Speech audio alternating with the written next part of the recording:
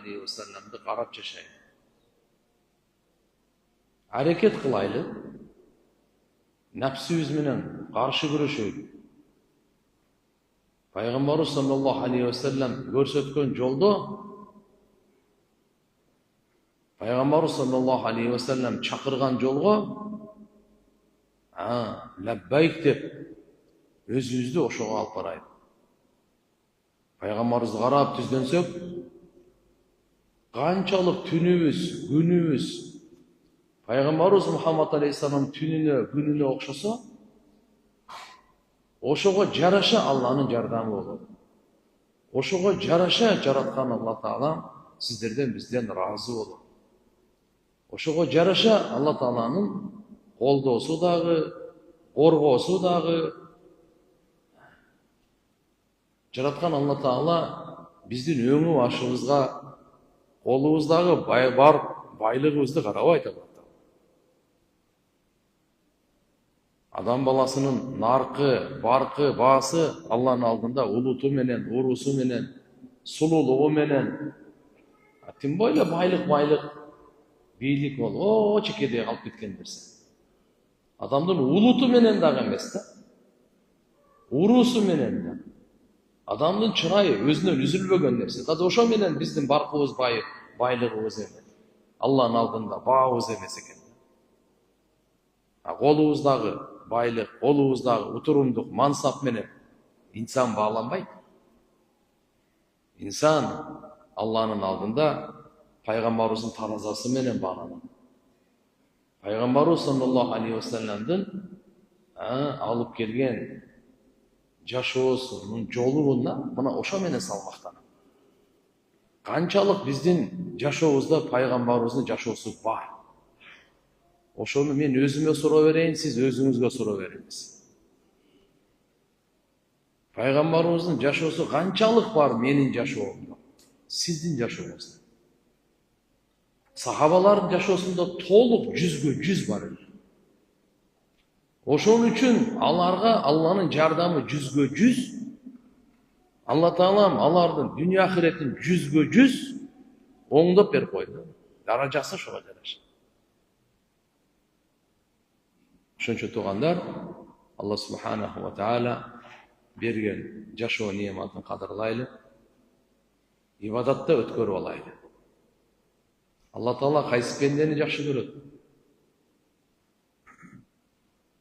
Арабты жакшы көрөт, сулууну жакшы көрөт. Сулууну Алла берди, арабты, кыргыз, өзбек, тажик, казак, улутты Алла берди сен. Ал жерде вообще баа жок айрет. Пайгамбарыбыз айтты мындай деп. Бул болсо өзү араб. Адамзаттын мырзасы айтты. Курайш улусу. Инналлаха юхиббул абда ат-тақия, ал-ганийя, ал-хафия. Алла Таала ушундай пендени жакшы көрөт, кимде 3 сыпат болсо. Биринчиси таква, экинчиси гына, үчүнчүсү хуфия деп коет. Бул деген сөз, таква дегени Алланын азабынан сактана турган. Мындайча айтканда Алла Таалага баш ийүү менен ошону аткаруу. Ким Алла Таалага баш ийген, буйругун аткарса, тыйгандан тыйылса, мына ушул нерсе Алланын азабынан сактайт. Ушунун аты таква.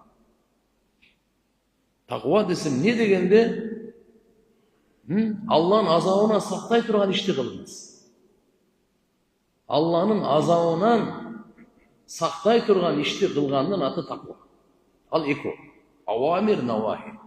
Алла буйрук берди, сиз ошо ишти кылыңыз. Ушул нерсе сизди Алланын азабынан сактайт. Алла Таала тыйды, ушудан тыйылыңыз. Ушул нерсе сизди Алланын азабынан сактайт.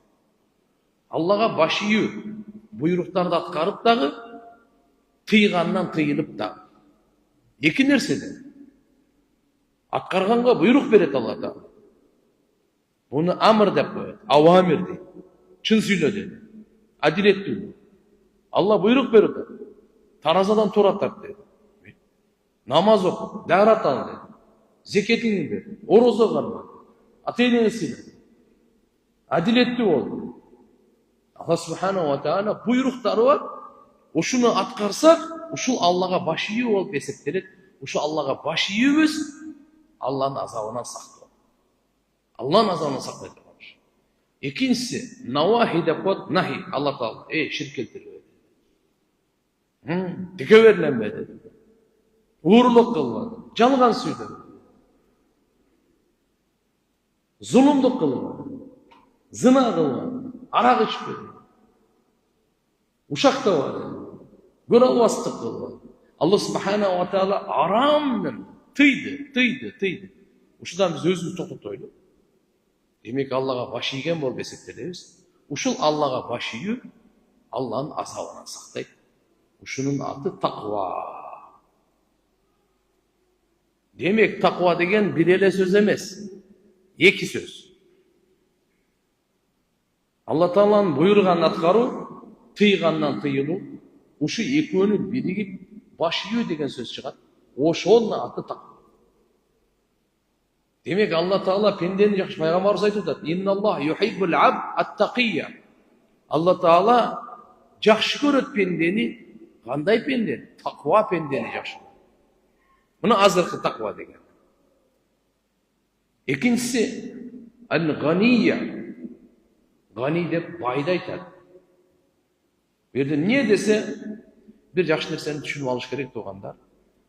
Buyumu köp nerseni, buyumu köp, nerseleri köp adamdı bay debeydi İslam'da. Jürögü baydı bay deydi. Buyumu köptü bay debeydi. Kança buyumum var? 100 atım var. Kança buyum var? 10 zavotum var. Kança buyum var? Bulardın bardығы nerse buyum var? 10 tonun altının mosadır. Kançalık köp boluversin, anı bay debeydi İslam'da. Jürögü bay deydi.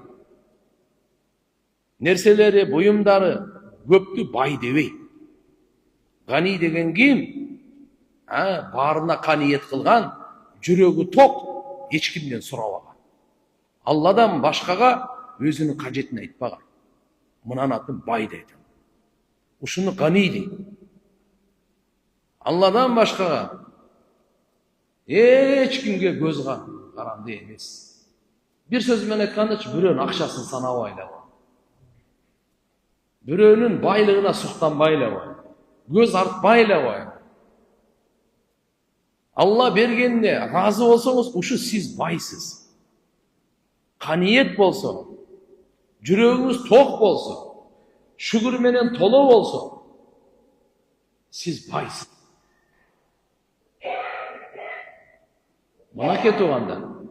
Demek Allah kaysı pendeni жақшы көрetse, takva pendeni, bay pendeni, jürögü bay pendeni жақшы көрет eкен. Bunda tağırak kılıp aytayın. Jürögü bay pende. Kimdin jürögü bay deseniz, Allah'ın bergenine kaniyet kılgan. Kança berdi? Bana aşığı menen жетişti. Allah Teala bilet bana kança bererim. Emniyeni berse, ayköldülüğü men beret. Emniyeni berbese, danışmandılığı menen berbeydi. Allah Teala bergeni rayımı menen beret. Berbegeni jaratkan Allah Teala danışmandılığı men. Ekon teң benim paydam. Bergeninde dağı kança nerse berbegende dağı benim paydam. Allah subhanahu wa ta'ala kança ömür verdi, uşuğa razı oluşumuz gerek. Kança densoluk verdi, Allah'a razı. Kança rızkı verdi, Allah'a razı. Kança perzent verdi, Allah'a razı. Kança izzat verdi, Allah'ın bergeni bu rızkı değil. Rızkı dep tölkü alkımdan ötkön, tamağaş dele aytpayt. Rızkı dep adam paydalangan nerseni rızkı değil. Mingen uloğunuz, unağınız sizin rızkınız. İliminiz sizden rızkınız. Perzentiniz sizden rızkınız. Cuvayınız sizden rızkınız. Bu rızkı bu. Amandık çoğu rızkı.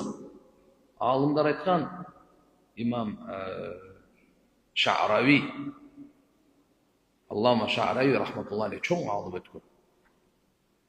Ошол айткан, ырыскынын 4 даражасы бар деген. Ырыскынын эң төмөнкү даражасы байлык экен. Мал, мүлк, мал дүйнө бул ырыскынын эң төмөнкү даражасы дейт. Эң бийик даражасы афият дейт. Сак саламатчылык. Амандык. Бул ырыскынын эң жогорку даражасы экен. Көзүң жакшы, кулагың жакшы, денең жакшы. Арам нерселерди кылбай эле турабы? Бул Алланын берген өтө улуу ырыскысы. Ал эми ырыскынын эң абзели бала чаканын оңолуусу дейт. Салахул абна. Эгерде биздин балдарыбыз, кыздарыбыз күнөө кылбай, ибадатта, жакшы иштерде болсо, бул ырыскынын эң абзели экен. Ал эми ырыскынын толугу Алланын ыраазычылыгы. Алланын ыраазычылыгысыз ырыскы толуктанбайт. Неемат толуктанбайт.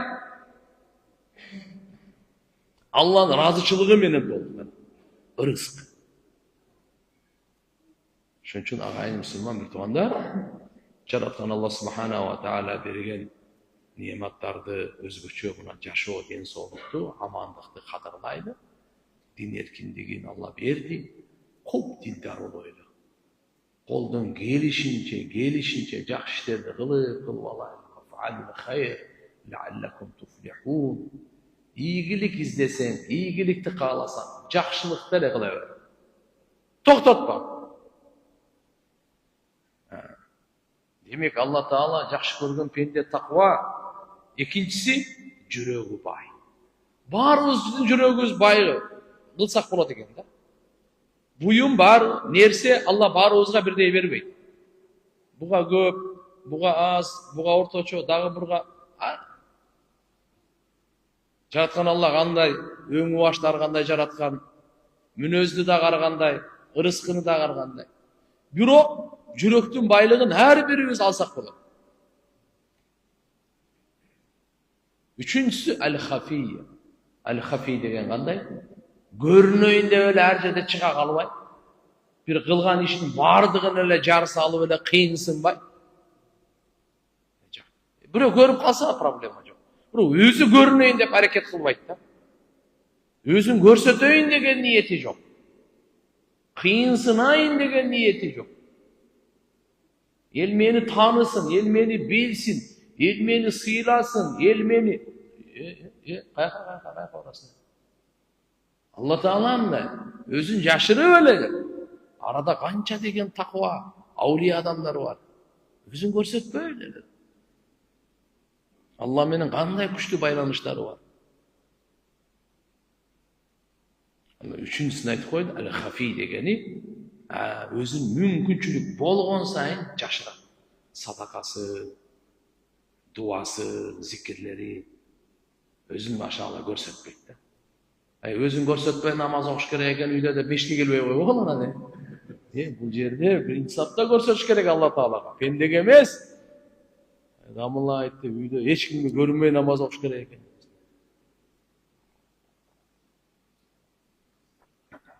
Демек, мына ушул үчөөн тең биз алышыбыз керек.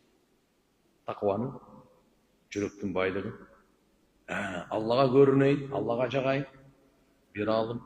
Субханалла, дайыма эми машалла аулиялардын ушундай сыпаттары болот экен да. Жакшы кийим кийиптир да. Сизге аябай жакшы жарашыптыр десе. Ал айтат экен, жарашат качан Аллага жакса дейт. Менин кийимим Аллага жагып атабы? Аллага жагынайын деп кийинет экен аулиялар. Адамдарга жагынайын эмес, адамдарга көрүнөйүн эмес, Аллага жагынайын деп кийинет экен. Аулиялар Аллага жагайын. Алла жактырсын мени депчи. Ошон үчүн машалла, мүмкүн болушунча Аллага амалыбызды көрсөтөйлү. Ихласыбызды Аллага көрсөтөйлү. Чыныгы, берилгенибизди, таквалыгыбызды, ибадатыбызды, дават илимибизди, колубуздан келген канча жакшылыкты Аллага көрсөтөйт. Ниетибиз ушул болсун да. Ушундай пендени жараткан Алла Таала жакшы көрөт. Арамдан сактанайт, өзгөчө ушактан. Гыйбат. Азыр жалпыланып кетти. Кутулуш кыйын болуп калды. Укпайын десең дагы кулагыңа куя турган болуп калды.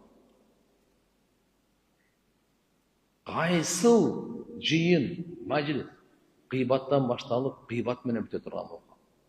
Бул жаман чатак нерсе да. Жүрөктөр айрыла турган нерсе да. Алланын жардамы көтөрүлө турган. Зынадан катуу бунун күнөөсү. Ал-гыйбату ашадду миназ-зина. Мен силерге бир Хатим аль-Асам рахматуллахи алейхтин сөзүн айтып берейин. Хатим аль-Асам рахматуллахи алейх улуу инсан болгон. Бул киши айтат, адамдарды дейт бири-бирин жамандап атканын, бири-бирин ушактап атканын көрдүм дейт. Анан ойлондум дейт, бул не себептен бири-бирин жамандашат? Не себептен бири-бирин ушакташат адамдар? Негизи көрө албастык экен дейт. Байлыкта, бийликте, илимде. Көрө албастыгына ошон үчүн бири-бирин ушактай турбайт. Ошон үчүн бири-бирин жамандайт турбайт. Бул байыраак байлыгына көрө албастык. Бул мансапта, бийликте көрө албастык. Бунун илими тигиден күчтүү көрө албастык. Анан Кур'ан-ы Каримде Алла Тааланын аятын окуп калдым дейт.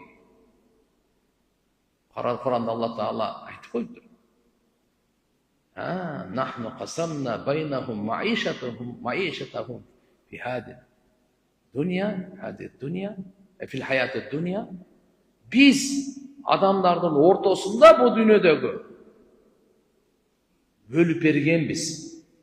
Жашоо тиричилигине не керек? Канча байлык, канча илим, канча мансап, бийлик керек?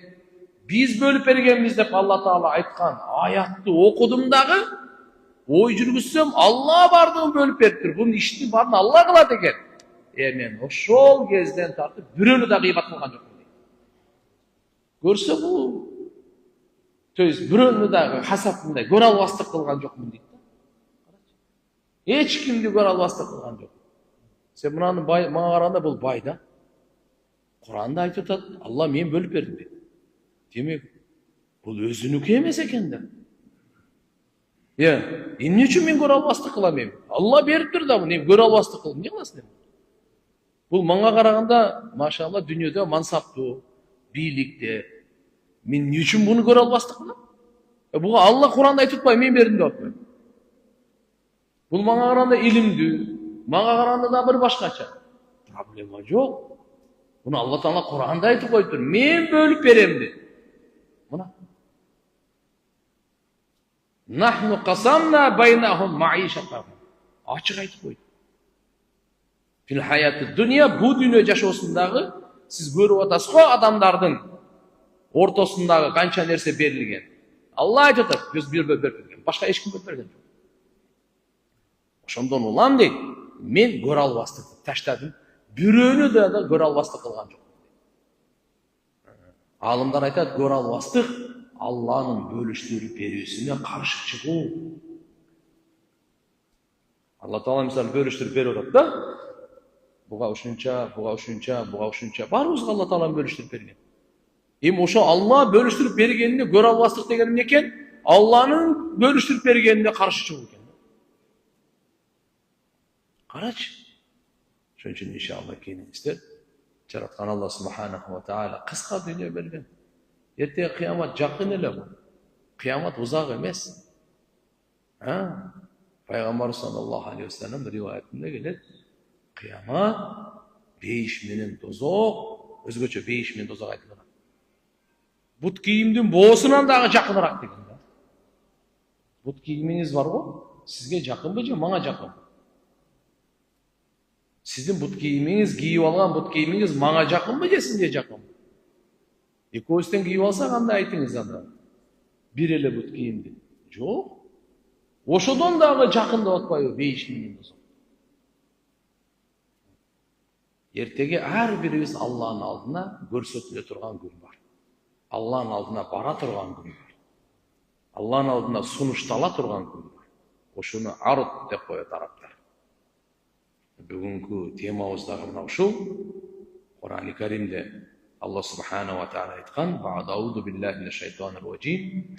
Yawma idin tu'raduna la takhfa minkum khafiya." Караш бирле аят. Эте кыямат күнү силер барыңар Алланын алдында көрсөтүлө турган, көңдөлөм кылына турган, Алланын алдына келе турган күнүңөр бар дейт. Жашына турган бирөө дагы жашына албайт. Жашынуучу силердин араңардан жашынам деген бирөө дагы жашына албайт. Барыңар Алланын алдына барасыңар, Алла Тааланын алдына көрсөтүлөсүңөр. Умар ибн Хаттаб разияллаху анху айткан экен: "Хасибу анфусакум кабла ан тухасабу, ва зину анфусакум кабла ан тузану, фа иннаху ахаффу алейкум фил хисаби гадан ан тухасибу анфусакум ал-йawm, ва тазайяну лил ард ал-акбар. Yawma idin tu'raduna la takhfa minkum khafiya." Hazret Umar Пайгамбарыбыз саллаллаху алейхи ва салламдын сахабасы, Амирул Муъминин, момундардын амири, пайгамбарыбыздын экинчи халифасы айтып атат: "Силер өзүңөрдү эсептегиле" дейт. Эсепке алына турган күндөн мурда өзүңөрдү бүгүн эсептеп жүргүлө. Бу дүйнөдө өзүң эсептеп жүр.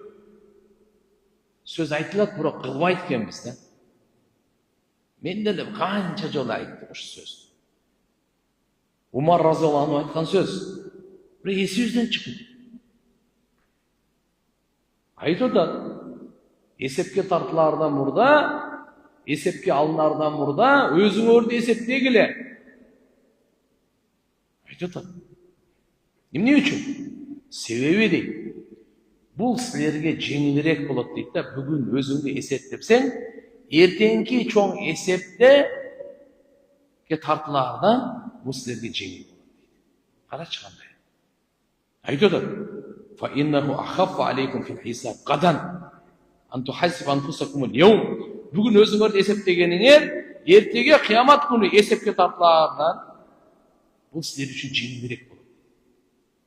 Ким өзүн эсептеп жүрсө, мен канча ибадат кылдым, канча сооп иштедим, канча күнөө кылдым, канча оңолдум, канча бузулдум, канча шүгүр кылдым, канча шүгүрсүздүк кылдым, канча сабыр кылдым, канча сабырсыздык кылдым, канча чын сүйлөдүм, канча жалган сүйлөдүм, канча адилеттүүлүк кылдым, канча зулумдук, адилетсиздик кылдым.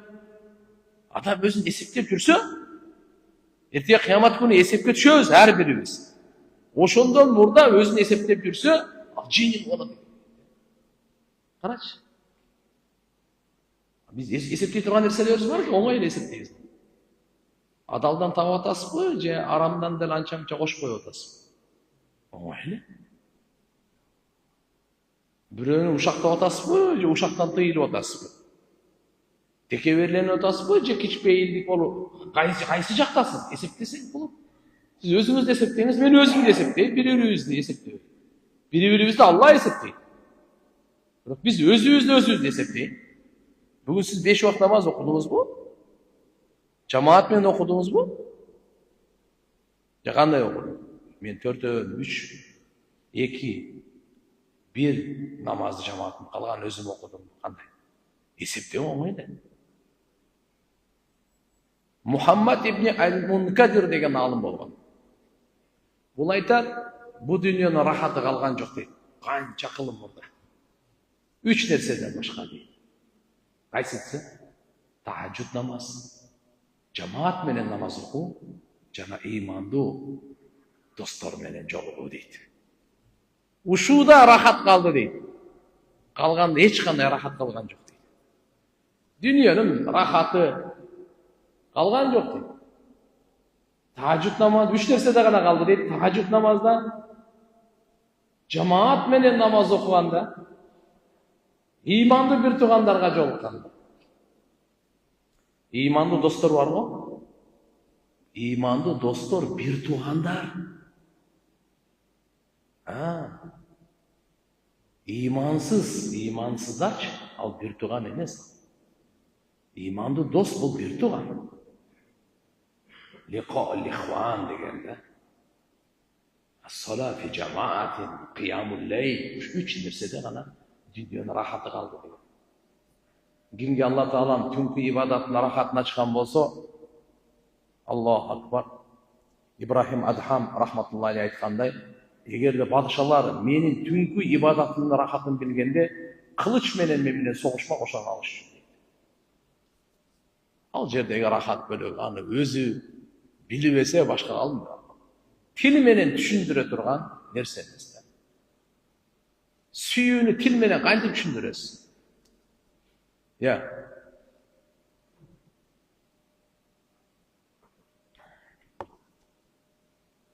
Үшүнчү туугандар, Алла субханаху ва тааля мынандай күндөр башыбызда келатат. Куран эскертип атат.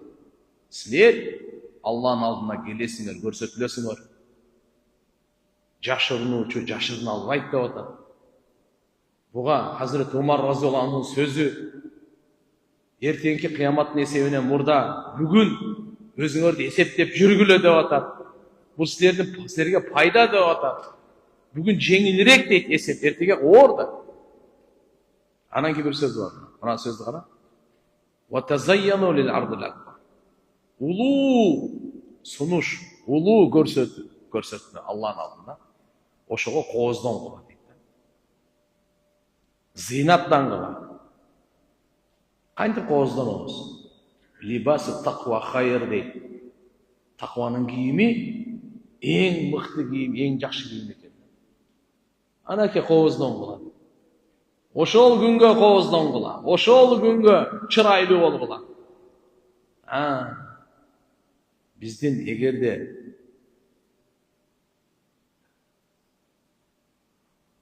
кепибиз дагы, кейпибиз дагы кооз болсо, Кудай кааласа, кепинибиз дагы кооз болот да.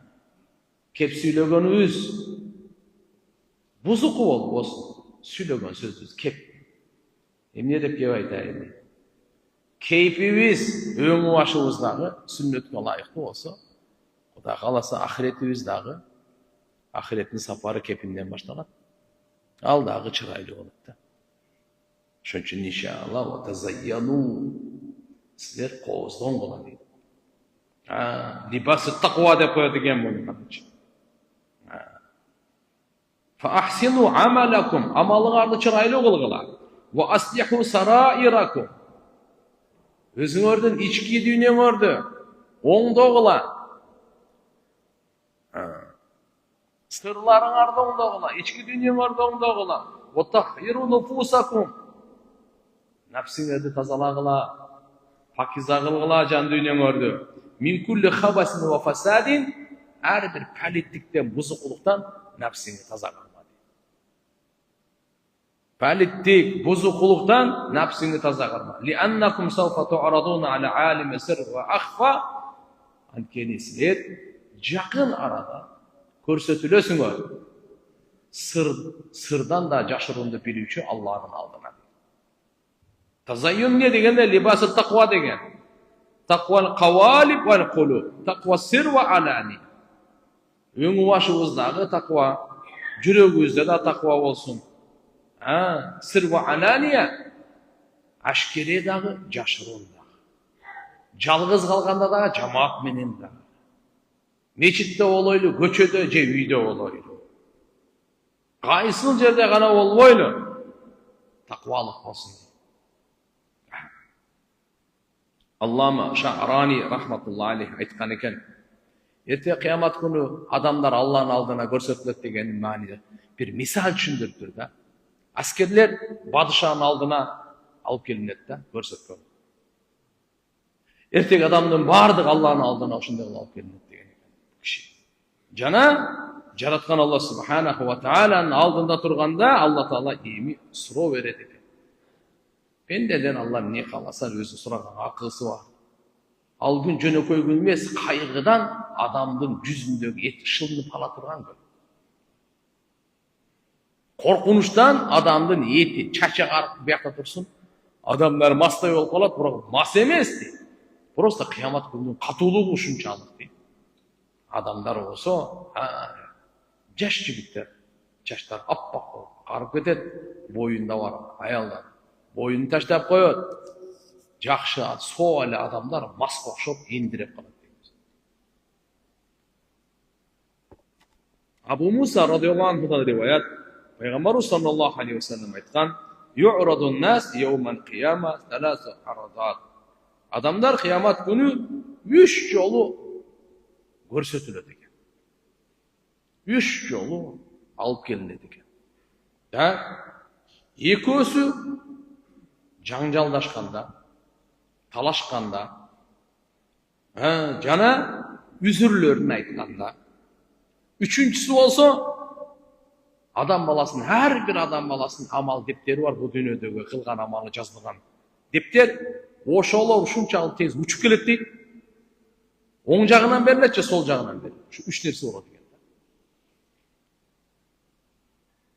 Биринчи жолу кыямат күнү адам баласы жараткан Алланын алдына барып көрсөтүлгөндө, ал жерде ар бир адам жада калса, капырлар да айтат экен, бизге пайгамбарлар динди жеткирген эмес дейт. Талашышат экен, тартышат экен, жаңжалдашат экен. Ар бир адам өзүнүн баласын, ата энесин бардыгын унутуп калат. Өзүн эле ар бир адам баласы өзү жаңжалчыл да. Адам баласы конкретно далилдер турса дагы жаңжалдашат турган. Ошон үчүн эртеге кыямат күнү таанып кетпеш үчүн, жаңжалдашпаш үчүн далилдерди Алла Таала коюп койгон. Кандай далилдерди? Эки периште кылган амалыңа күбө болот, жазып аткан. Дене мүчөлөр күбө болот. Тилге мөөр басылат дагы, колду сүйлө дейт, кол сүйлөйт. Сан сүйлөйт, кол сүйлөйт. Bundan sırtkari, жер сүйлөйт. Токтоп көрдү. Мен айтып берейин. Мына менин үстүмдө кан төккөн. Мына менин үстүмдө сажда кылган. Мына менин үстүмдө жер сүйлөйт. Эки периште менен эле токтобойт. Эки периште кылган амалдарды айтат. Дене мүчөлөр, жер, Алла өзү күбө. Каяка качасың? Ким менен талашасың? Ким менен жаңжалдашасың? Кимге айта аласың? Себеп адам жаны ширин. Мен казы болуп иштеп атам. 2011 болса керек бул центральный мечитте. Анан эми шайтан да атаң, шайтан. Ошол убакта жаңы соткалар, эмелер болуп. Сотка ууру да көбөйүп кеткен. Жаңы камера койгонбуз. Туалетке киргенде адамдар эми кийимин илип коюп, нарга жатканы адамдар уш. Мечитке келсе, машалла, бир башка бир периштелердин чөйрөсүнө киргенде эсешет да. Илип коюп, нар жака кирип кетет. Анан бир эже канча акча жоготуп келди.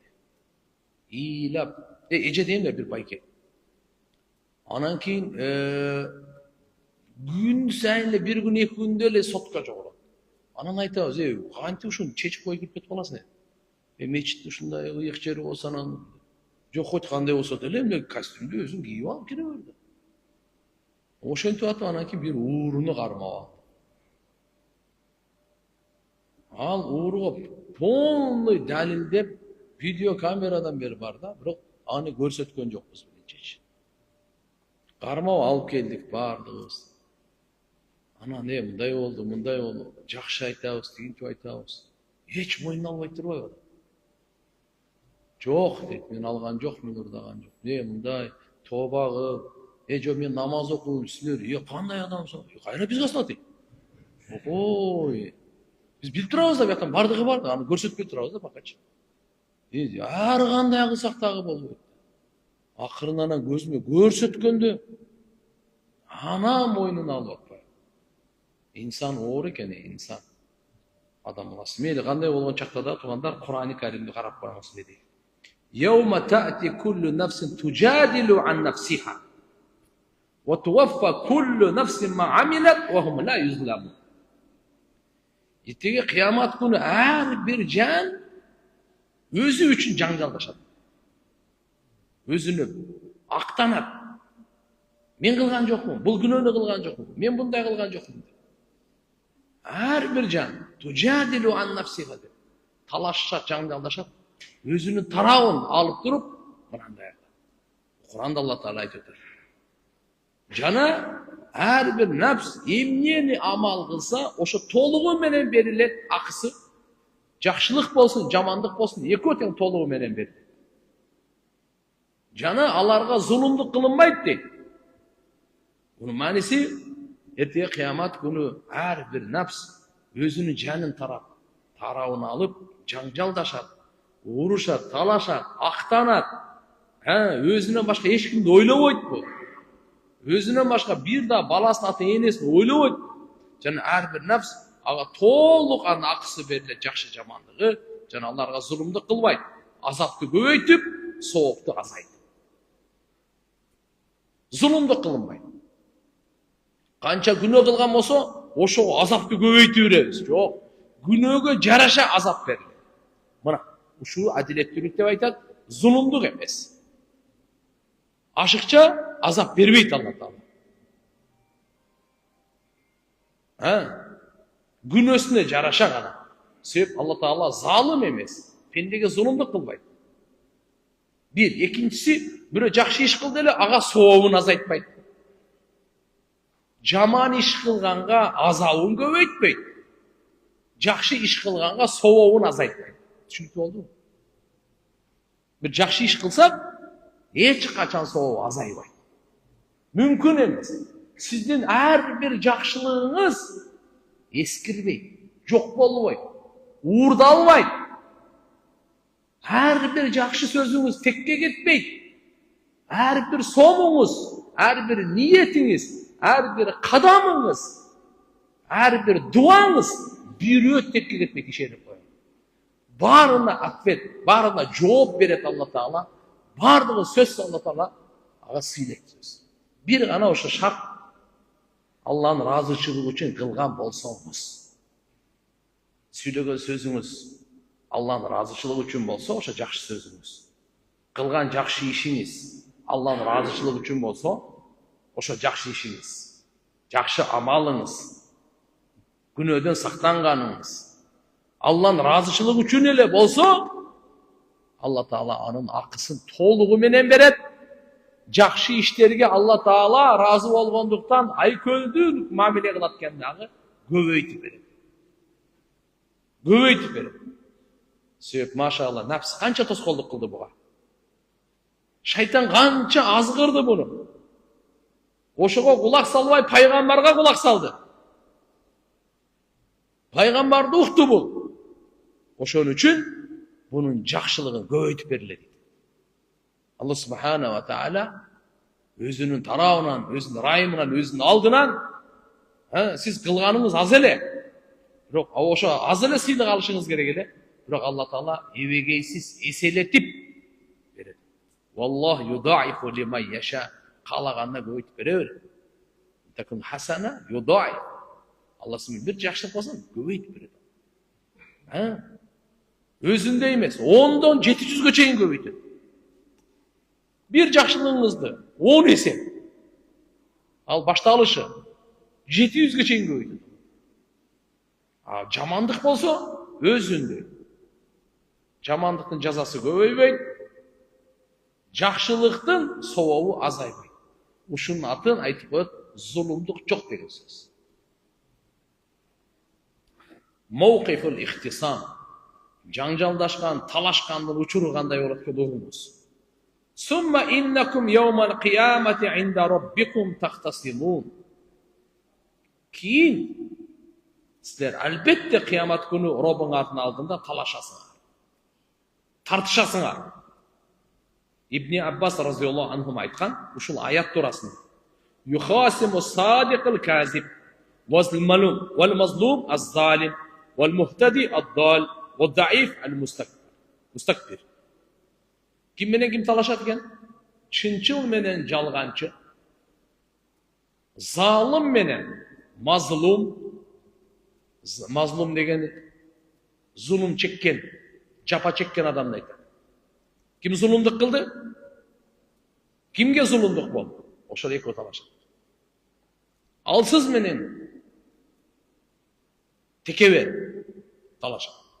Бул киши ушу талашасыңар деген мааниси үчүн айткан дейт. Демек, Алланын алдында талашат экен да. Деп, мага зулумдук кылган акым алып бер дейт экен. Залым айтат ки, мен зулумдук кылган эмесмин дейт. Мына талаш. Чынчыл менен жалган. Мен чын айтпадым эле. Сен жалган айткансың, сен чын айткансың. Ана талаш. Мейли мен текебер. Сен текеберлик кылып мени мындай кылдың, кордодуң. Ал айтат, мен кордогон жокмун, текеберлик кылган жокмун. Ана талаш. Алла Таала Кур'анда айтат. Сумма иннакум яумал киямати инда раббикум тахтасибун. Кыямат күнү ана ошол жерде ана талаш башталат. Бу дүйнөдө кичине талаш шипуха бу дүйнөнүн талаш. Тиякта жан талаш болот, жан талаш. Себеп дегенде ал уже акыйкат баардыгы ачылбаган да. Акыйкаттын Аллаху акбар пардасы качан ачылат? Адамдын жаны чыкканда ачылат. Бардыгы көрүнүчүт да. Жан алгандан кийин бардыгы көрүнүчүт. Акыйкаттын пардасы ачылат. Ошон үчүн Хазрет Али разияллаху анху сөзү бар. Адам баласынын бардыгы көзү жумук дейт. Көзү көр дейт. Көрүп жүргөн бир гана көзү ачык Мухаммад Расулуллах саллаллаху алейхи вассалам. Карачы. Bunun баардык иштени көрбөйт дейт да. Эми көзү көрбөгөнгүн ийгилиги, кутулуусу көзү көргөндүн аркасында жүргөндө да. Жок, мен каалагандай жүрөм десе, анан сүзөт алдыга чуңкурга кирет, башы менен сайылат, ошо менен бүтөт. Демек, пайгамбарыбыз саллаллаху алейхи вассаламга Алла Таала көрөгөчтүк берди. Ахиретти көрө турган көз берди. Акыбетти көрө турган көз берди. Жердин түбүндө, асмандын үстүн көрө турган көз берди. Пайгамбарыбыздын көзүнүн күчү чыгыш менен батышты мынандай эле көрүп. Пайгамбар саллаллаху алейхи вассаламдын көзүнүн күчү сахабаларга айтып атат, намаз окуп, мен силерди көрүп турам дейт.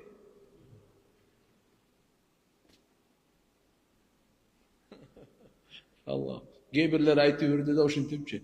Пайгамбардын арка жагында ham көз болгон. Жок андай эмес. Жөн эле мынтип көрүп эле көрүп коет бардынан. Сөзсүз эле көргөнгө арка жакта көз болуш керек. Анда асмандын үстүн көргөнгө кандай көз болуш керек анда? Allah Taala мындай. Пайгамбарыбыз бу дүйнөдө туруп бейишти көрүп койду, тозокту көрүп койду. Арка жакта экенсиң да сен. Мечиттеги саптар. Чыгыш батыш болуп калды. Бейишти көрүп койду. Пайгамбарыбыз мечитте намаз окуп атат. Мадинада сахабалар менен. Я Алла, намаздын ичинде аркага кетенчиктик. Арка кетенчиктик көрчүсүңөр да? Аркага шак кылыпчы. Кайра алдыга кадам төштү. Не болуп кетти? Намаз бүткөндөн кийин пайгамбарыбыздан сахабалар, я Расулалла, күндө болбогон бүгүн кыймыл аракет күбө болдук, бул не болду деп. Пайгамбарыбыз айтты. Алла Таала дозоктун эшигин ачып койду деп көрүндү. Аркага жылдым дейт. Табуу ушунчалык катуу. Коркунучтуу. Кайра аны жаап Алла Таала бейиштин эшигин ушул жерден көрсөтүп койду. Алдыга жүрдү. Адам жакшылыкка алдыга жылат. Жаман нерсе болса кетенчиктей. Пайгамбарыбыз бу дүйнөдө бейиш тозокту Алла субханалла. Көздүн күчтүүлүгүн көрбөйсүң. Пайгамбарыбыздын кулагынын күчү каякта турат, билесиңби?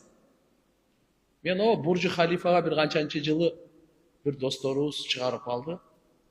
Баягы 124-этажга чыктык да. Скорость катуу экен. Кулагым чыбырап кетти. Чырт этип мындай лифттин скоросту күчтүү экен да. Катуу көтөрүлгөндө кулак чырылдай чөйт.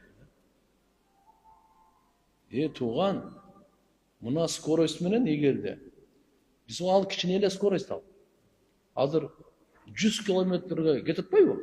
Ошо скоростучу бул жагына эмес тикке коюп койгон, кулагың жарылып калат. Пайгамбарыбыз саллаллаху алейхи ва салламды элестетип көрүңүз. Bir түндө 7 асманды өтүп кетти. Bir сапарда. Бул кандай скорость менен кетти? O светтин скоросту 300 000 км секунд. Bir жерден биринчи асманга чейин 500 жылдык сапар. Скорость свет менен санаганда. Экинчи асман, үчүнчү асман, 4, 5, 6, 7ге чейин. Ал кайсы кулак чыдады, кайсы жүрөк чыдады? Космонавттардан мен сурап көрдүм кандай экен. Вакуумдун ичинде да жарылып кетет адам. Жогору чыккан сайын кысылат да. Ясаду фиссама. Жогору чыккан сайын адам көтөрүлгөн сайын кысымдуулук бар. Түшүндүңбү? Мына самолет азыр бир 10 километр, 12, 13 километрге чейин көтөрүлөт. 20га чейин барсынчы, таппай аласың самолет. Нары кетсе, совсем ал. Мен пайгамбарыбыз Мухаммад алейхиссалам немесин айтмакчы болсом да, мындай кичи түшүндүрүп, салыштырыпчы. Кулагынын күчүн кара, көзүнүн күчүн кара, жүрөгүнүн күчүн кара. Аяктан өтүп кеттик мен, аяктан чыгып кеттим мен. Башка аяк. La ilahe illallah. Men Allahumma salli ala seyyidina Muhammad. Кандай болгон чакта да тургандар, мына эртеге талаш тартыш баштаган. Имам Ахмад ибн Хамбал рахматуллахи алейх өзүнүн китебинде Муснадында Зубайр ибн Авам разыйаллаху анхудан риваят келтирген экен. Ушул аят түшкөндө иннака маййтун ва иннахум майитун сумма иннакум йаумал киямати инда роббикум тахтасимун. Албетте сен ey Muhammad өлөсүң. Албетте алар дагы бардыгы өлүшөт. Кийин силер кыямат күнү Робуңардын алдында талаш тартышасыңар деген аят. Ушу түшкөндө талаш тартышасыңар деп атат. Тияктачы. Бу дүйнөдө талаш бар эмес беле? Сен мага жамандык кылдың деп. Пайгамбарыбыз айтып атат. Кур'ан-ы Карим Аллах Таала айтып атат. Тиякта да кыямат күнүндө талашасыңар. Биз бу дүйнөдө талашканбыз, жер талашканбыз, акча талашканбыз, мансап талашканбыз, зулумдук болгон. Ушулардын баардыгы тиякта кайра кайталанат экен да. Ушуну Зубайр ибн Авам бул Ашара мубашарадан 10 бейиштик кушкабар берилген сахабанын бири. Пайгамбарыбыз айткан, ар бир пайгамбардын өзгөчө жан жөөкөрү болот, хавари деп коет. Менин үммөтүмдүн хавари бул Зубайр. Зубайр разыяллаху анху. Жөнөкөй эмес бул киши. Hazreti Abu Bakr Sıddık razıyallahu anh'ın güyolası olur. Asma yine özün göğsü olur. Bu şu kişi peygamberimize soradı. Ey Resulullah, o Allah'ın elçisi. Ayukarrar aleyna ma kana baynana fid dunya ma xavatiri dunub. Bu dünyadaki bolğon okuyalardan bardığı bize gayra kaytalanıp көрсөтүлөбү тиякта, кыямат күнү. Günölөрдү канча деген ой-пой келди. Peygamberimiz айтты. Наам, ооба dedi да. Тамаша тиякта болот экен да. Бул жактагы талаштар эми ал жакта эч ким жашырына албайт. Ички дүйнө, сырткы дүйнө эч кимди алдай албайт. Мына ошол жакта болот экен. Пайгамбарыбыз айтты: "Наам, ла юкарраранна алейкум хатта юадда ила кулли ди хаккин хаккуху." Кайра бардыгы кайталанат, ар бир акылуунун акысы берилгенге чейин. Мына жакта мен акым ала албай калдым деп ыйлап жүргөн толтурады. Мына пайгамбарыбыздын хадисин окуп, спокойный болуңуз. Бу дүйнөдө аракет кылыңыз. Адилетсиздик кылып, жала жаап, зулумдук кылып, чечим чыгарып, кылдыбы? Коркпоңуз. Эрте кыямат күнү Аллах алып берет ошону. Кайталанат бардыгы. Болгондо дагы жаман кайталанат. Ошон үчүн туугандар, будан сабак алайлы. Бирөөгө жамандык кылбайлы. Бирөөнүн акысын жебейли, бирөөнүн акысына кирбейли. Бирөөнүн акысын басып албайлы. чатак. Бул жагы жаман. Бул пайгамбарыбыз Мухаммад алейхиссалам айтып койгон муну. Зубайр разияллаху анху айтты: "Валлахи иннал амр лашадид." Аллага ант, я Расулалла, эгерде сиз айткандай болсо анда иштер чатак dedi. Анда иш өтө катуу болот экен dedi. Раваху Тирмизи ва кала хасанун сахихун. Имам Тирмизи ушул риваятты алып келген, жана айткан бул сахих хадис деген. Жөнөкөй эмес. Не деп атат? Аят түштү пайгамбарыбызга. Жаңжалдашасыңар деп атат да. Кыямат күнү эмне жаңжалдашабыз? Эмнеге жаңжалдашабыз? Бу дүйнөдө өткөндөргө жаңжалдашабыз. Ошону сурап атат. Бу дүйнөдө жашап өттүк эле го, канча талаштуу маселелерибиз бар эле го. Ошол бизге кайра кайталанабы? Ооба деди да мына. Ошо кайра андай болсо, охо, кайын болду. Алла Таала өзү сот. Кыямат күнү өзү соттойт. Мына соттор болбойт. Бу дүйнөдөгү соттор эмес, Алла өзү соттойт. Азыркындай күбөлөр менен.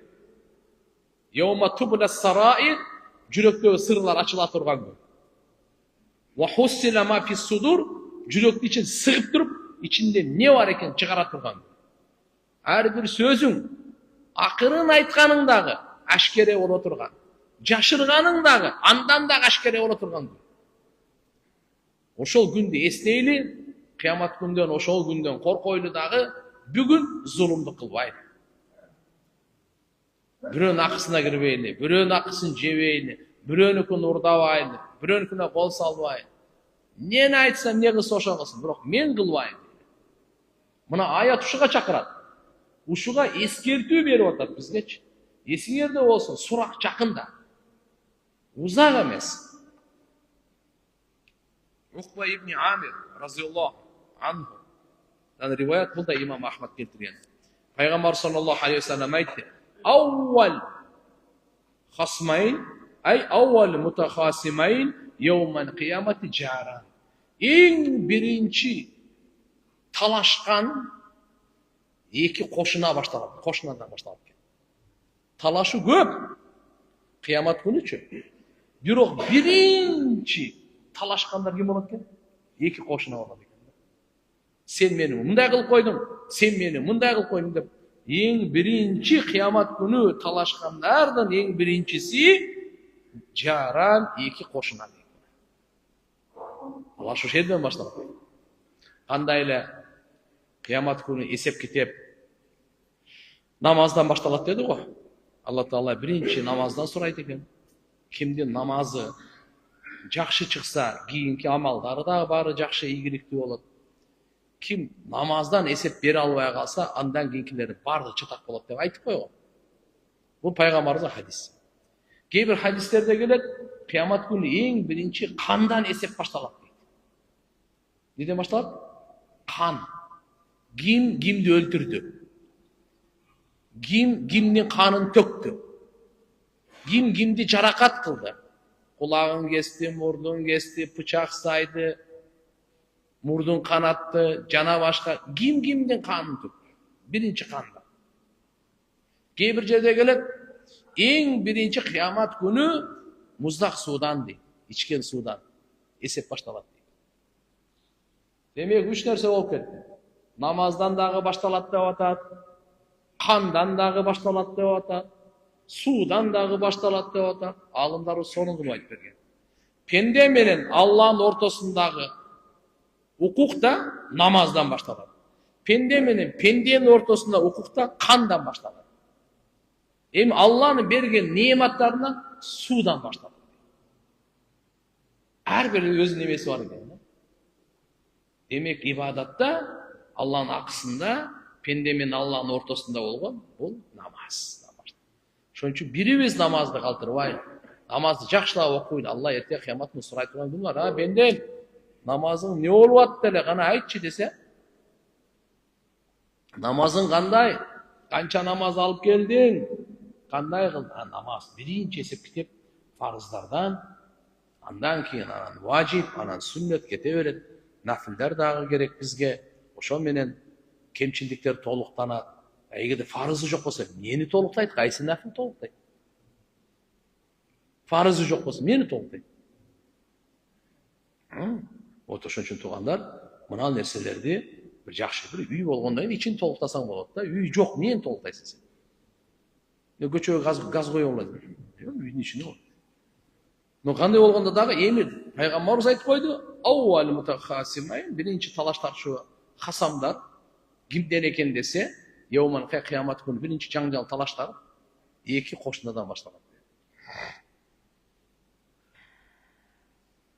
وَلَوْ تَرَى إِذِ الظَّالِمُونَ مَوْقُوفُونَ عِنْدَ رَبِّهِمْ يَرْجِعُ بَعْضُهُمْ إِلَى بَعْضٍ قَوْلًا يَقُولُ الَّذِينَ اسْتُضْعِفُوا لِلَّذِينَ اسْتَكْبَرُوا لَوْلَا أَنْتُمْ لَكُنَّا مُؤْمِنِينَ قَالَ الَّذِينَ اسْتَكْبَرُوا لِلَّذِينَ اسْتُضْعِفُوا أَنَحْنُ صَدَدْنَاكُمْ عَنِ الْهُدَى بعد إذ جاءكم بل كنتم مجرمين وقال الذين استضعفوا للذين استكبروا بل مكر الليل والنهار إذ تأمروننا أن نكفر بالله ونجعل له أندادا وأسروا الندامة لما رأوا العذاب وجعلنا الأغلال في أعناق الذين كفروا هل يجزون إلا ما كانوا يعملون degan ayat.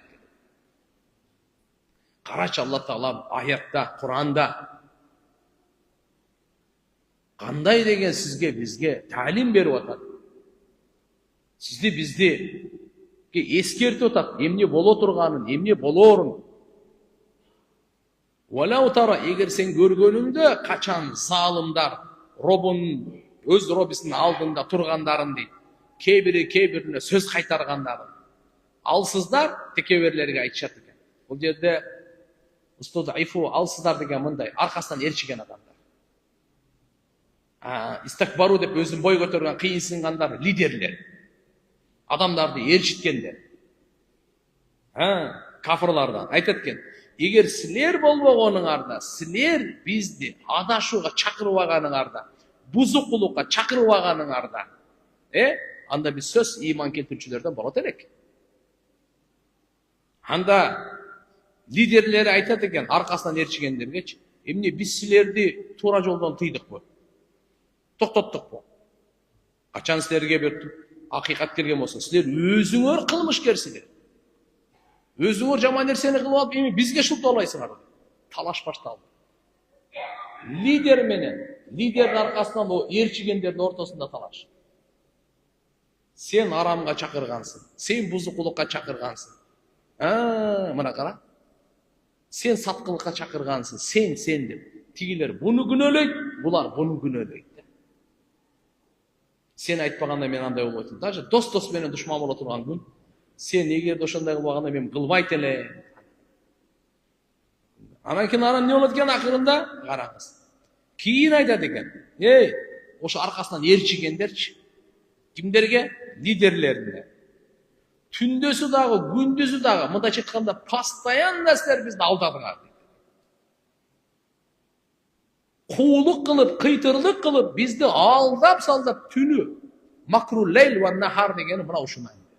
Дайыма силер бизди ушинтип турдуңар.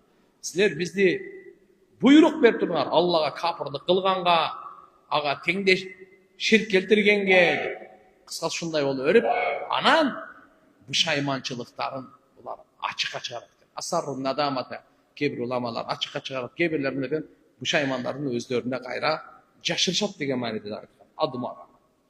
Анан не болот экен? Качан азапты көргөндө, булар эми өлдү деген.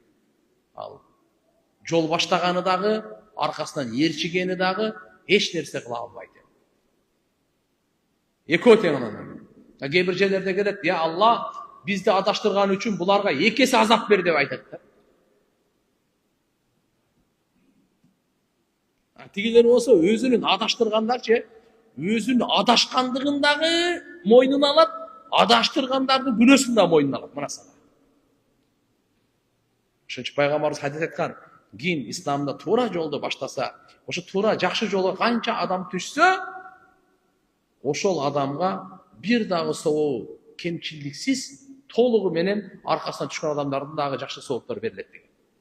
Ким жаман туура эмес жолду баштаса, адашуу жолун баштаса, бузукулук жолду баштаса, бир нерсени оюнан чыгарып, ошонун аркасынан канча адам ээрчисе, тигигечи Qancha günah olsa, hech kemchilik o'shancha жазылadi. Sebepkер bo'ldi da. Birinchi qon to'kkan Qobil degan odam atavuzning balasi, Habil degan bir tug'ani alda odam atavuzning balasi o'ltirganda. Qobil qof menen. Qof. Habil hidoyat topgan. O'shani o'ltirgan. Payg'ambarimiz aytgan bo'lgancha. Qiyomat kunga cheyin qancha qon to'kilsa, Qobilga o'shadan yurishi bo'ladi degan. O'shani gunosi o'sha jazilaveradi degan. Sebab eng birinchi odamning qonini to'kkan o'sha boshladi-da. Keyingilardan bari o'sha ketaveradi. O'shaning uchun Qur'oni Karimda Alloh taolo aytib qo'ygan: "Va la takunu awwala kafirin bih." Sizlar birinchi kafirlik qilganlardan bo'lmoqlar. Nima uchun birinchi kafirlik deb aytib qo'ydi? Jo'nele kafir. Ne? Sen birinchi yo'l boshlab o'tasan, orqadan qancha tushsa, o'sha gunoh sening mo'yningda bo'ladi. Ha, qarash. Ulamolar aytgan, mufassirinlar aytgan, buni ma'nosi shu. Birinchi kafirlardan bo'lmoqlar. Birinchi buzuq bo'lib qolva, Eng birinchi o'sha buzuqni boshlagan bo'lib qolva, qo'rq Allohdan.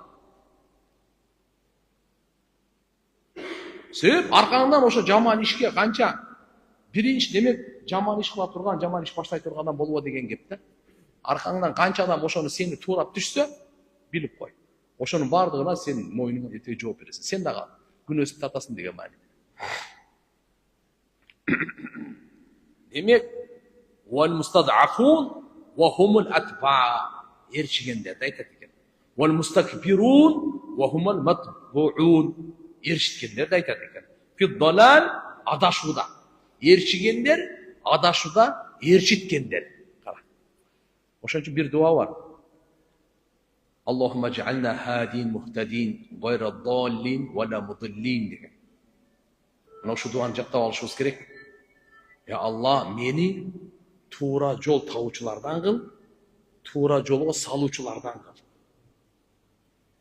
Ya Allah meni to'g'ri yo'l tavuvchilardan qil, to'g'ri yo'lga boshqalarni saluvchilardan qil.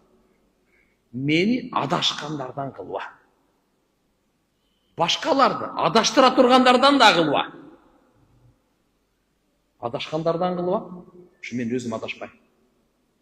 Boshqalarni adashtira turganlardan qilma, shu men boshqalarni adashtirib qo'yay.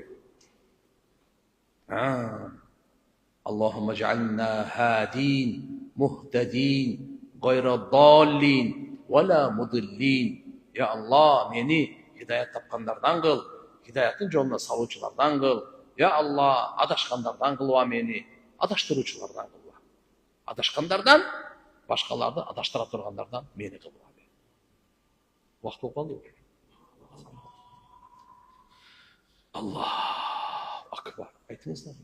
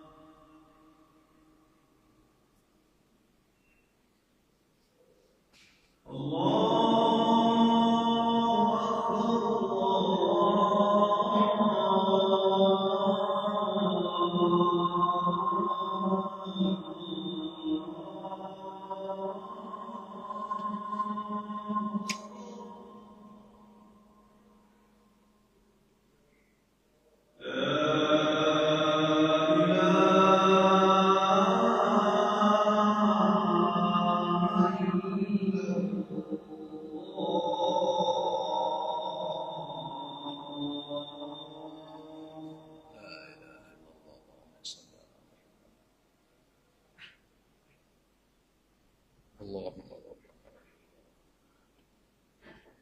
والفضيل أعطانا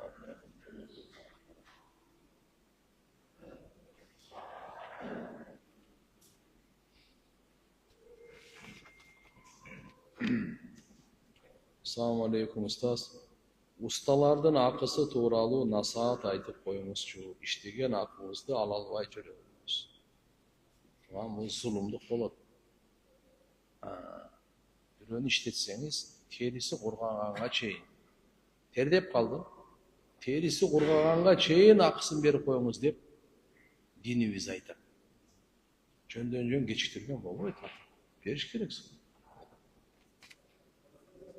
Умрага баруу тартиби боюнча кайненем менен барып келсем болобу? Өзүмүн апам ден соолугуна байланыштуу бара албайт. Рахмат. Болот, кайнене махрам болуп эсептелет. Бирок кызы дагы болсун да, кайнене дагы болсун. Түшүндү? Эгерде кызы кандай бир себеп менен бара албай только кайнене эле отурган болсо, анда жаш болсо жакшы эмес. 20 жаштагы бала, кайненеси 40 жашта, мисалы. А так, мисалы, махрам. Апаң урут Алла Таала шифа берсин. Ага дагы бир умра кылып соом баштап бересиңер. Мен кызымын атын Фирдаус деп койгом. Негизи бул ат балдарга коюлат деп уктум. Ошол жөнүндө түшүндүрүп берип коюңузчу суранам.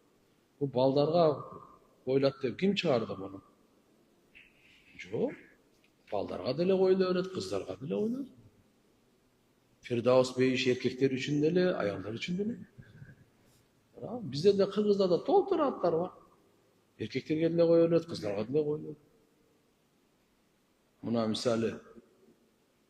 Menli atım, maksat. Maksat deyin kızlar dele o. Maksat deyin baldar dele o. Cıldız деген балдар деле толтура, жылдыз деген кыздар деле толтура. Аттын баарын айтып отуруп берейин. Эчтеке эмес, Фирдаустан бар. Жакшы эле. Фирдаус машалла бейиштин аты. Фирдаус бейиштин аты. Болгондо да эң улуу бейиш пайгамбарыбыз айткан, эгерде силер бейиш сурасаңар, Фирдаус сурагыла деген да.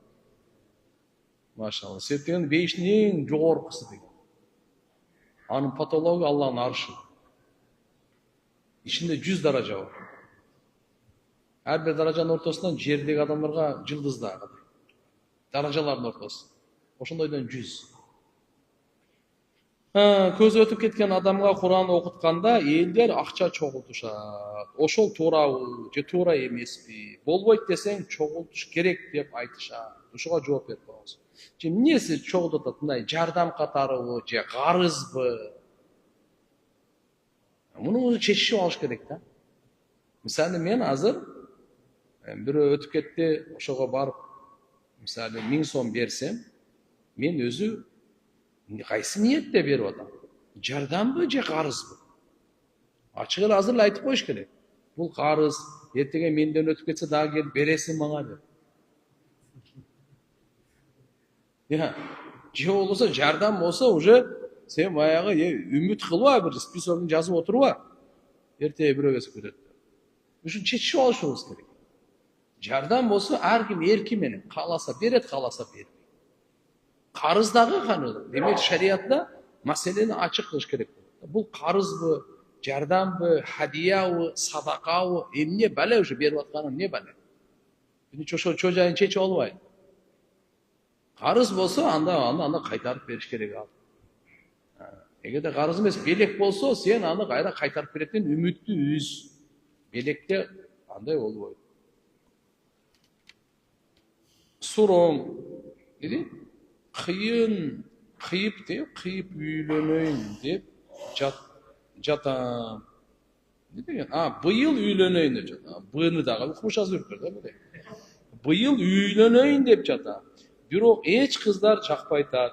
Мени жактырган тием деген кыздар бар. Бирок мага жакпай атат. Жакшы кыздар тарбиялуу тарбиясын карап жактырбай алсам, кийин бактысыз кылым дейби, коёмбу, бактысыз кылып коёмбу деп корком. Эмне кылсам болот? Кеңешиңизге муктажмын. Сабак аягында дуа берип койсоңуз өтө сонун болмок устаз. Жок, мындай. Пайгамбарыбыз саллаллаху алейхи вассалам айткан. Сизге биринчи үйлөнгөнгө күчүңүз барбы? Кандай? Мисалы, үйлөнгөнгө күчү дегенде калың махарды бере аласызбы? Турак жай камсыздай аласызбы? Хотя бы өзүнчө бир комната камсыздай алам. Тамак ашын, кийим кечесин кийип көтөрө аласызбы? Көтөрө алам. Бүттү. Эми тандаганыңызда биринчи динин караңыз. Сулуулугу, теги, байлыгы экинчи орунда. Dini, imanı bolsa, Bismillah dep, inşallah istihara namaz okup, kadam taştağınız. Öte köp tandabağınız, jaşlarga aytып koyun.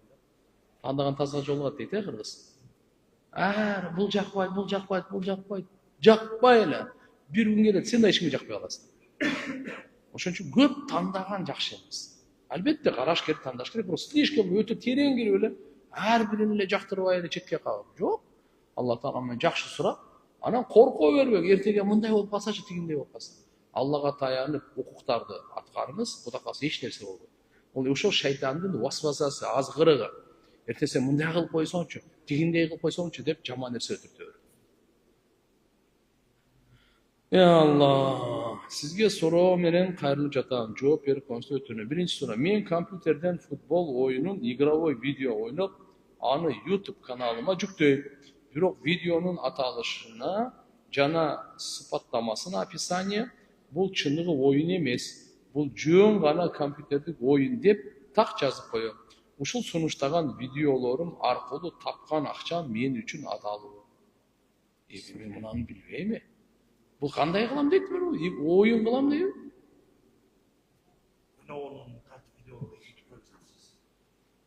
Мен компьютер футбол оюнун ойноп, өзү футбол ойнойм.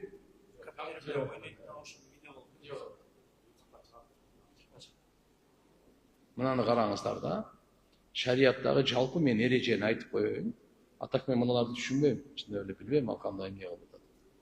Шариятыбызда адал бирөөгө пайдалуу болсо, тапканыңыз дагы адал. Арам болсо тапканыңыз арам.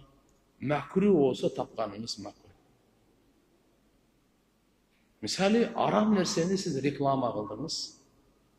Макулбу? Арам нерсени. Ишимдик жана башка мисалдар. Зына, пона, жылаң ачма, мына окшогон нерсе.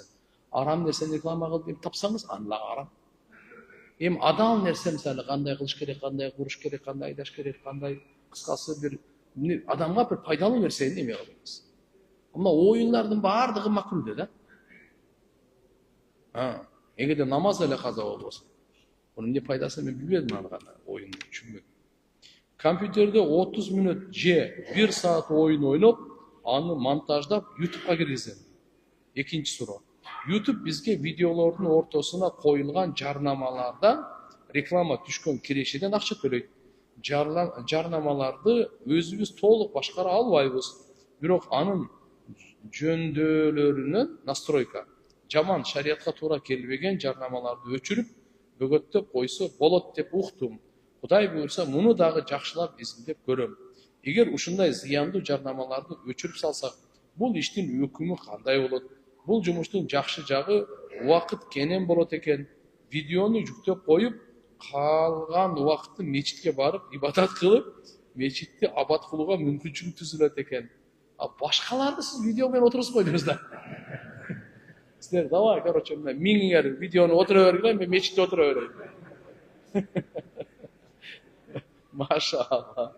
Башкаларды отургузуп туруп, өзү мечитте абад кылып, машалла, Алла разы болсун.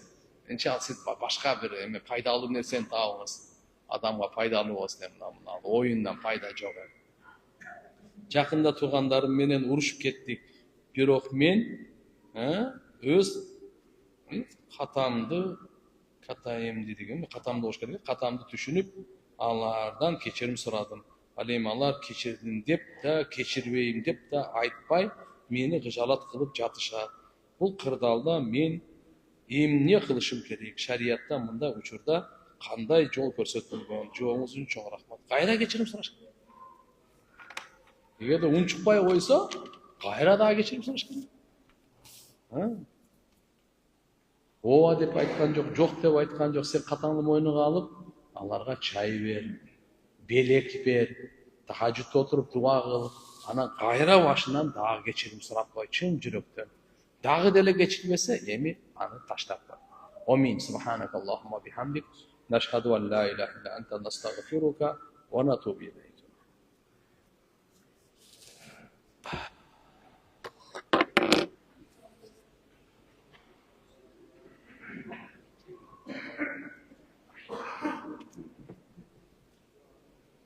Allah.